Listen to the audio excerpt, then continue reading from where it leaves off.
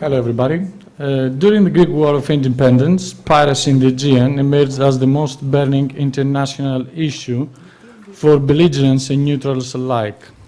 And if banditry on land, harming only local population, did not provoke any serious international reaction up to 1870, when the famous slaughter of European travelers and diplomats at Delis occurred, on the other hand, piracy, which had disrupted trade and shipping, caused since the very beginning the intervention of the navies of the major European powers. The French created La Station du Levant, a permanent patrolling fleet in the Aegean which tried to protect the French interests as well as the Catholic population. The British sought to enhance their commercial interests as well through the protection of their Ionian subjects, whereas at the same time promoted their geopolitical interests in the area, being the first power to recognize Greeks as a belligerent nation in 1823 and helping them to suppress piracy after 1827. The Austrians, on the other hand, who controlled much of the commercial traffic in the Aegean and regularly supplied the Ottoman troops, suffered many losses from Greeks, Corsairs and Pirates. Thus, in 1825, they sent a small squadron under the command of Admiral Paolucci to check Greek hostilities and obtain adequate compensation for the captured Austrian merchant ships. The spreading of piracy in the Aegean had its origins to the economic distress of the seafaring population and the long period of unemployment due to the crisis in shipping business already since 1815. The shipping crisis that followed the end of the Napoleonic Wars decreased seriously the profits and raised unemployment rates among seamen to such extent that they became almost a constant source of social disorder in the last years up to 1821. It was this factor too that, according to some historians, precipitated the participation of Hydra and Spetses in the Greek War of Independence. After the declaration of the blockus to Ottoman towns and fortresses by the Greeks in 1822, those who practiced privateering often did not distinguish corsairing from piracy, and therefore attacked not only neutral European merchantmen, but also Greek ones. Local authorities tolerated this as they often had vested interests on piracy and prey, also had serious difficulties to control rioting and troublesome crews interested only to prizes. In fact, Greek seamen were used to the established system of payment in form of shares in the merchant ships in the days of profitable trade before 1815. During the war, they were generally badly paid, if paid at all, and therefore constantly pressured to share the prize and strongly objected to any effort to protect neutral ships taken for inspection. This phenomenon also helped European powers, with the exception of England since 1823, as already mentioned, to consider Greeks not as corsairs of a belligerent nation, but as mere pirates. Between 1821 and 1826, the damages of neutral merchant shipping, according to estimations of the French Admiral de Rigny, were 4 million francs for Austria, 900,000 for England, and 300,000 for France, the latter being lower thanks to the presence of the Station du Levant. Pirates extending their activities up to Malta and Benghazi, where they also settled a Greek piratical bases. Also notorious were some plundering expeditions of certain chiefs of armed bands as Kresiotis and Mavrovouniotis in the Syro-Palestinian coast in 1826. Piracy reached its climax in the summer of 1827 and continued even after the Battle of Navarino, when officially no enemy was to be found, due to the lack of means of subsistence for the seafaring population. The British at first and the French, with the collaboration of the Provisional Government of Greece, tried to suppress piracy, but their efforts were unsuccessful up to 1828. Then Governor Kapodistrias coordinated with Admiral Mioulis, who in command of the national fleet destroyed the bases and strongholds of the pirates. The major strongholds were Gramvousa in Crete, Mani in southwestern Peloponnese, and northern Sporades, also called Demon Islands. In this scheme, Syros occupied a special position as the most important market of the fruits of piratical activities, including ship prizes, merchandises, war captives, and so on. Before analyzing Syros as a hub of transactions for pirates, it is useful to delineate its complicated political and institutional status quo during the turbulent years of the Greek War of Independence. The pre-existing Catholic population of the island were Ottoman subjects, loyal to the Sultan, to whom they also paid the taxes regularly during the armed conflict. The Orthodox war refugees who arrived after 1822, mainly from Chios, Psara and the shores of Asia Minor, were badly accepted by the locals. Also, the provisional government of Greece tried to claim its authority on them, and they occupied soil on the port area through new instituted authorities, such as a prefect assisted by a band of armed men, as well as port authorities invested with rights to levy port dues. The provisional government also demanded taxes from the refugees for the expenses of the war.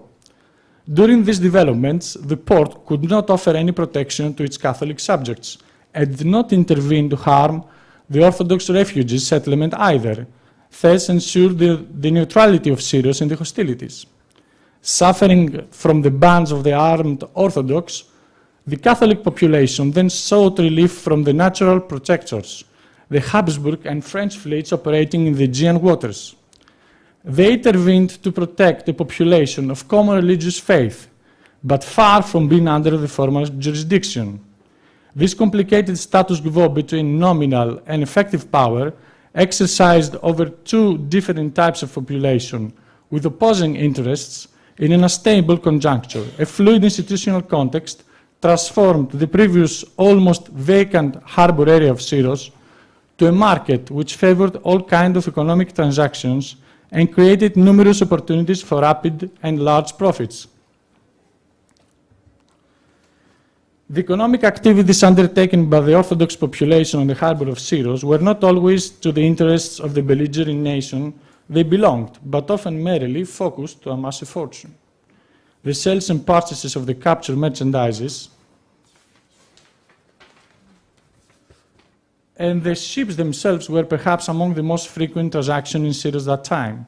The merchants of Syros had their own agents in the piratical bases, like in Gramvousa or in northern Sporades, and through them bought the stolen goods in lower prices, which they sold afterwards in Syros or in Smyrna. This sort of illegal trade carried to such an extent as to harm the commercial interests of the merchants of Smyrna, who complained to Captain Hamilton, head of the British fleet in Aegean. He arrested two Syros merchants, Ambrosios Karamagas from Chios and Konstantinos Loutraris, but they managed to avoid trial during the transfer to Smyrna and returned back home.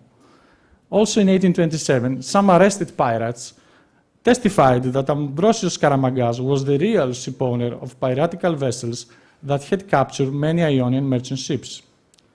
However, certain transactions provoke even greater disdain to other Greeks, as the haste and eagerness of the seamen of the Hydra and Spetses fleet to collect and sell in the market of Syros the belongings, cannons, and even the bells of the churches of the destroyed Psara, which were left behind by the Ottoman fleet in the summer of 1824.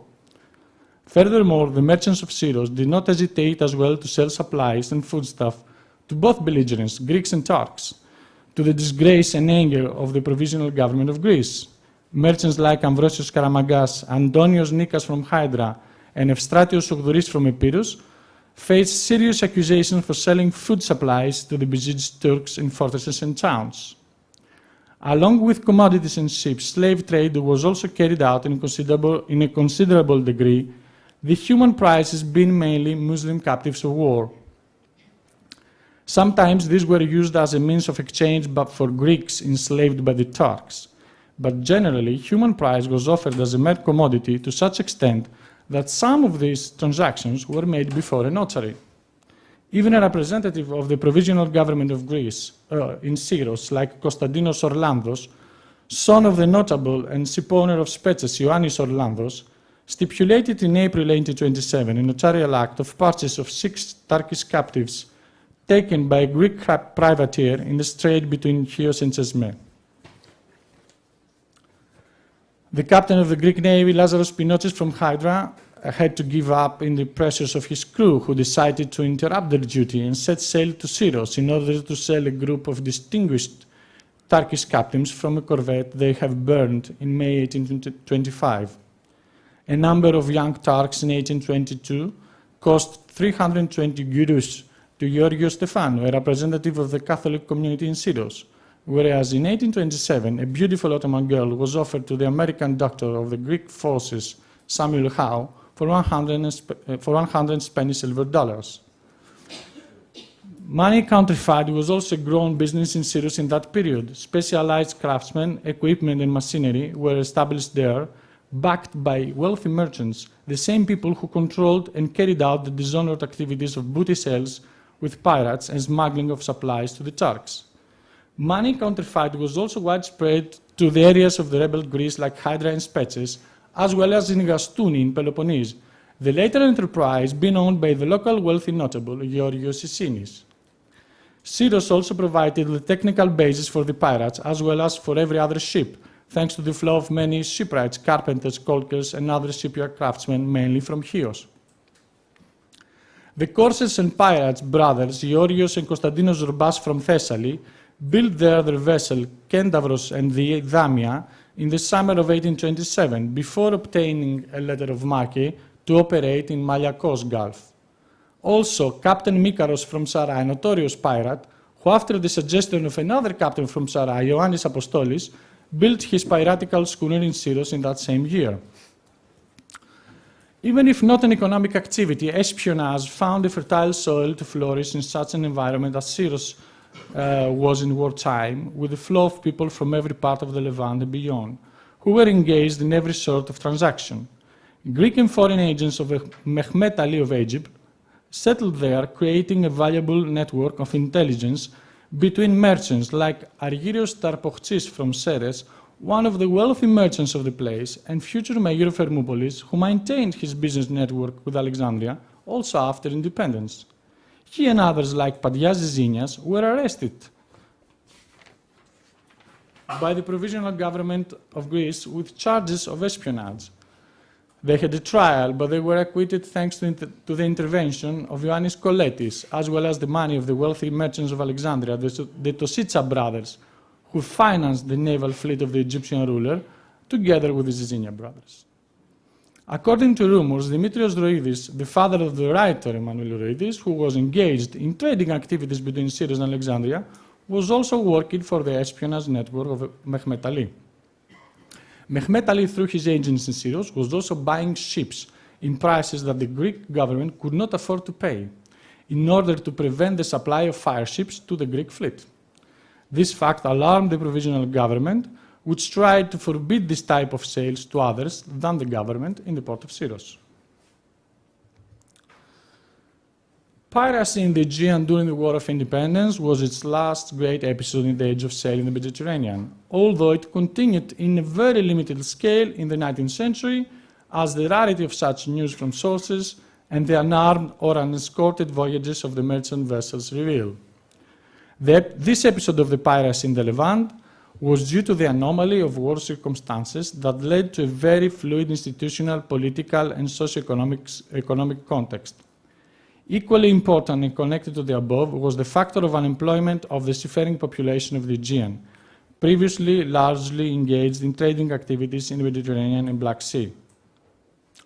Syros was affected by the anomalous circumstances caused by the sudden arrival of war refugees, which took advantage of the neutrality of its port and transformed it to a sort of a black market in this fluid and transitional context. However, one should not accept that the capital accumulation through piracy was a sine qua non step to further economic development. The merchants of Syros who created Hermopolis, from Chios, Smyrna, and seafarers from Sarai and Hydra had previously been engaged for a long time in trade and shipping. If things had been different, they would have continued the same way as before. Only the war and economic crisis turned them into pirates, which cannot be considered the only possible way of capital accumulation for those engaged in shipping and trade. Thank you. Thank you.